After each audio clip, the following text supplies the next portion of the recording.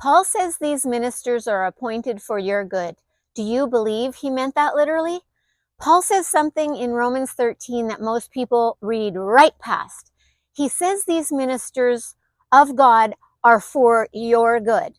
For your good. Think about that for a moment. I want you to really contemplate those three words. These ministers are for your good. Not occasionally, not accidentally, and not once in a while when they happen to make a good decision. For your good. Paul is describing authorities whose purpose is to bless the righteous, to protect what is right, to restrain what is evil, to create peace, justice, and security for the people they serve. So here's my question.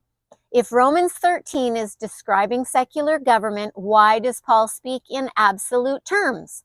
Why does he describe rulers who consistently serve the good of the righteous? Because that's not how most people experience government.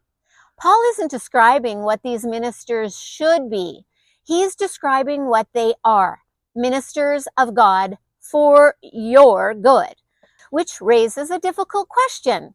Was Paul describing every ruler who happens to hold power, or was he describing a very specific kind of authority that reflects God's character and God's justice?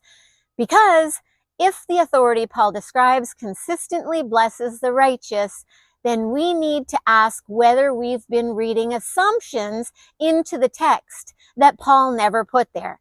Before I let you go, I want to mention the pastors in Canada who have been and are being jailed for good. It's disgusting. I declare and decree, touch not mine anointed and do my prophets no harm.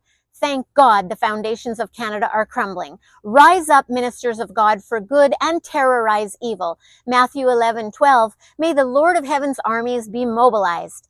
Now, part 6, let's talk about the difference between power and authority. Okay, good job on pivoting your point of view, and be blessed.